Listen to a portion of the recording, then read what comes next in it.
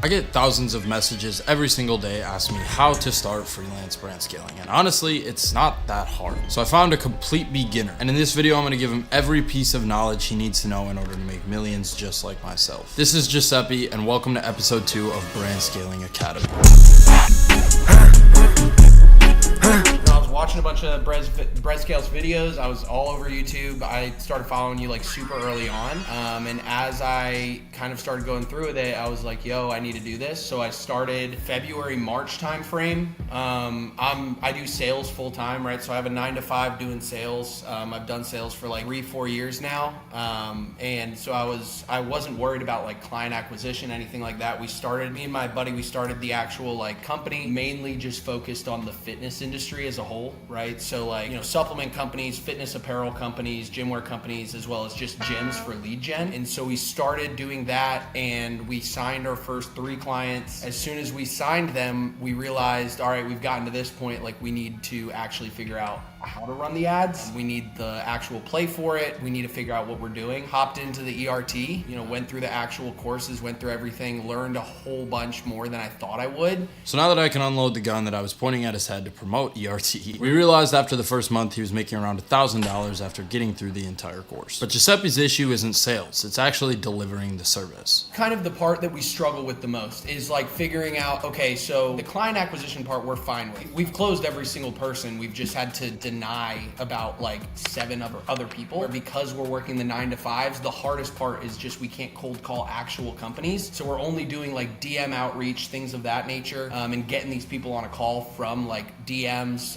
We still haven't gotten any traction on emails, but it's all been through DMs, as well as like we've gone to a couple marketing events for fitness companies specifically. The issue that we're running into is we think we might be having too long of a process. We think we're at a point where we can start charging a retainer. Specifically, we know we can do it for supplement companies because we have proven results. And so that's where we're trying to head next. Giuseppe then explained that every single client they reach out to, they do a full presentation with. Personally, if that was me, I ain't reading all that. So it's a lot of work on his front end just to potentially not even get the client. So by the end of the video, we're definitely gonna have to decide whether we keep that or get rid of it entirely. Usually the only reason that that's good is because that hour-long call, it allows us to sell ourselves a lot more. And by the end of that, we've been able to close everybody. And then after that, we do a 30-minute setup call, right? So it's like a long process. If we could speed up the process, that's the biggest goal, because we want to grow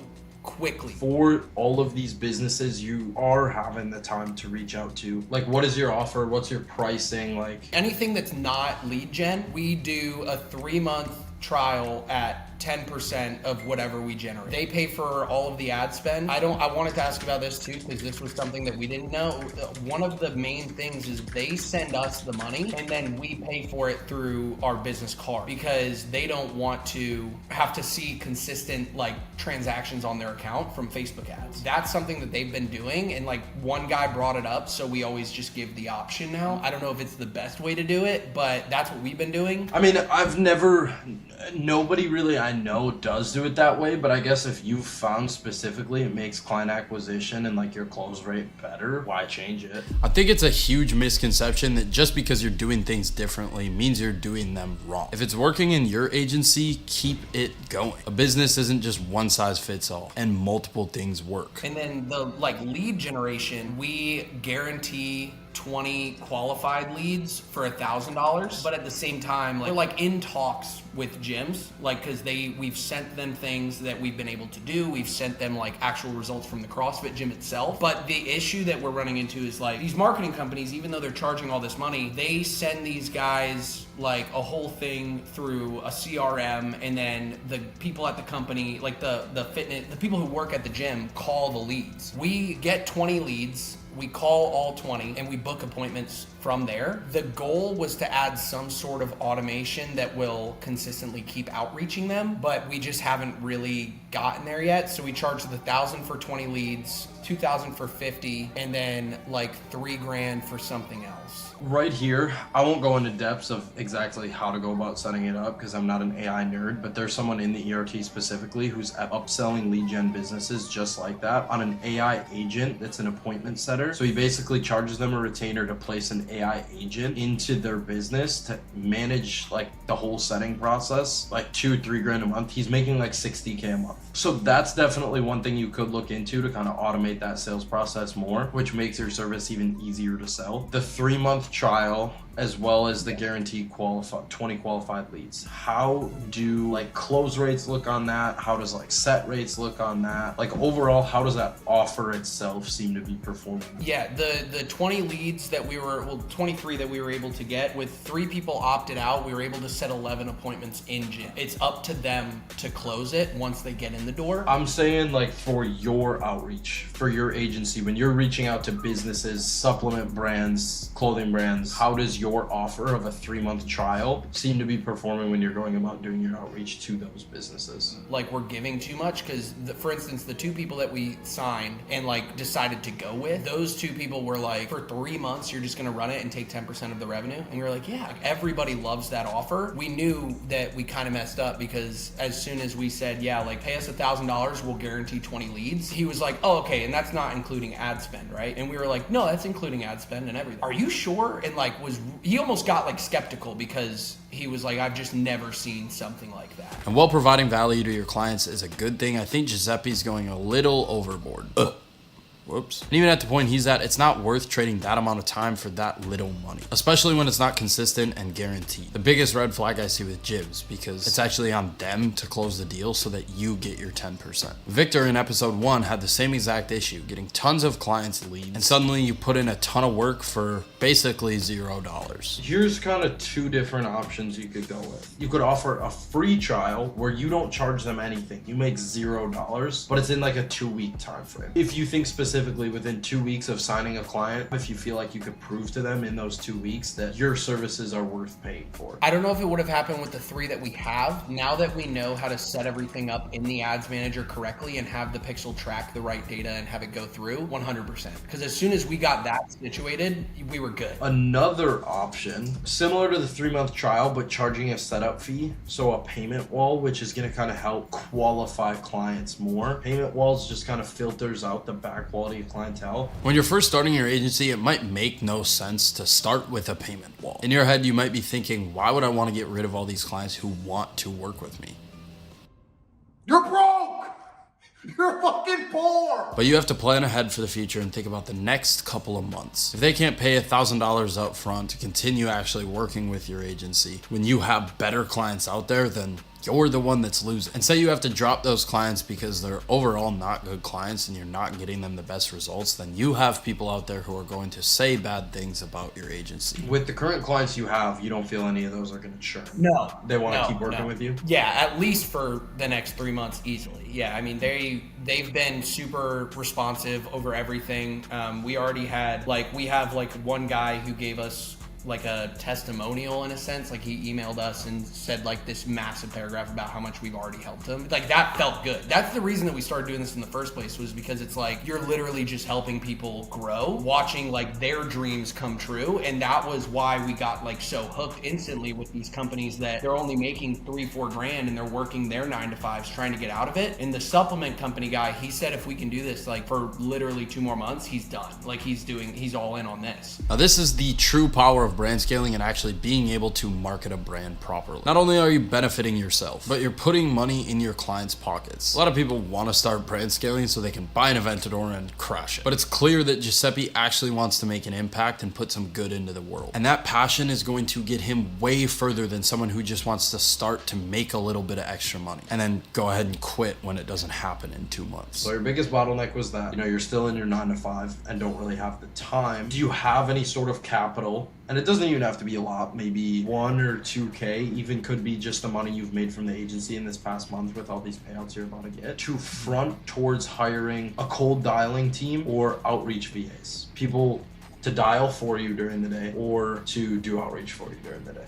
I mean, yeah, 1000%. So our 9-to-5s are like, they're good because they're able to fund a lot of what we're doing. And a key part of having capital as an agency is reinvesting that back into your business. I talked about it with Victor in episode 1, but delegating out is the one thing you need to do in order to actually scale your agency. Although you might think you can do it all by yourself, it's the one bottleneck keeping you from actually being efficient. If you're gonna go the route of hiring a cold dialing team, which I think is a good option, you can just continuously yourself scrape leads. You know what ListKit is, yeah. Just continuously scrape leads from ListKit and then feed those to the dialers and have them dial all day while you're at your 9-to-5. And then hopefully, you know, by the time you get back home from work, they have a meeting or two booked in for you. But cold calling is going to be going for the gym businesses, as where, you know, outreach is going to be going for the supplement and apparel brands. So now a bunch more time is freed up in Giuseppe's schedule. He'll be able to close way more clients and ultimately scale his agency way faster. What did I tell you, man? Delegating is OP. Yeah, no, 100%. Especially when it comes to actually like hiring a cold dialing team while we're in the 9-to-5.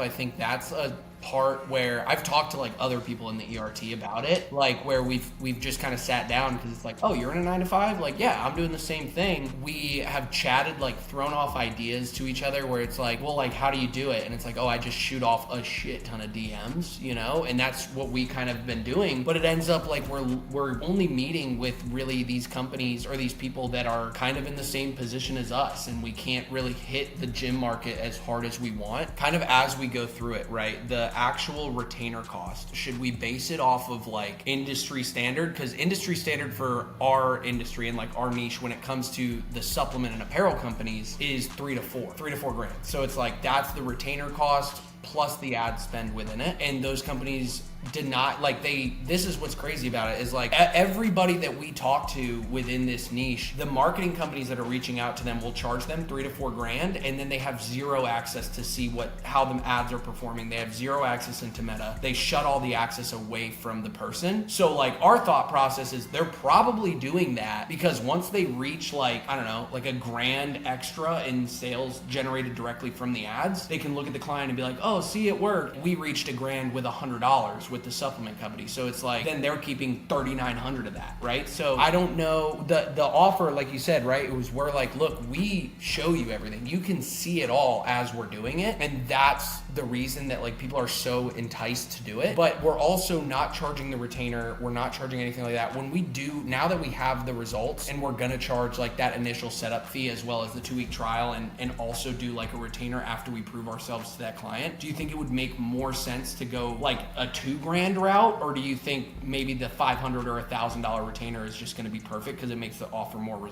irresistible? It's totally situational because it depends on what you think you can get them as far as results and what you've gotten them prior throughout that irresistible offer, throughout that trial or whatever it was. It depends on 1, the results you think you can get them, as well as 2, what you think they're willing to pay. So it's kind of like finding a fine balance in between both. But something a lot of people run into is they're working a 9-to-5 or they're going to school and their agency starts to pick up. When is the point where you go all in on your agency? Because like, I'll be honest with you, we're both at a point where I sit there personally every day and like, I hate it, dude. Cause like all I want to be doing is this, right? So it's like, when is a good time to kind of like dive deep in? Do you think it should be one of those things where it's like, we just take the fucking risk and go for it? Or do you think it should be one of those things where we just wait it out until we're making a stable enough, like enough money to actually just live? I mean, thankfully as a whole, brand scaling is like one of those things where you can manage it with little time, as you're already doing, you know. For me specifically, I waited until dropping out of college until I was at like a point where, you know, I had a little bit of income coming in already and had a little bit of an income saved up. I mean, I still took a risk regardless, a big risk, but I had a little bit of security. I think you wait until you're at a point where, you know, proof of concept is there and income is there to kind of, you know, cover your usual expenses, unless, I mean, you really fucking feel like that's the right decision. I don't love giving advice on a topic like this because I never want to tell someone something when it's such like a big decision. I mean, you know, in the end of the day, it's about doing what you feel is right. And if you truly believe in yourself, I mean, obviously having this conversation with you, you're a well-off individual and smart, and you're gonna figure it out. We're gonna film a follow-up in a couple months and you're gonna be crushing it. Stop it. But come on. Wow, glazing me, bro. I mean, it kind of comes down to what you feel comfortable doing, bro, really. And that looks like it's going to be it for Brand Scaling Academy episode 2. I really appreciate all the love on episode 1, and I want to keep this series going for you guys. But I want you guys to tell me, what exactly do you want to see in terms of guests? We had Victor, who is already a bit experienced. Now we've had Giuseppe, who's basically a complete beginner. So let me know what you guys want to see in the next video and what certain pain points and bottlenecks you guys want me to cover. Anyways, ERT application is down in the description. Make sure to like, subscribe, and leave a comment down below, and I will see y'all in the next video. Peace.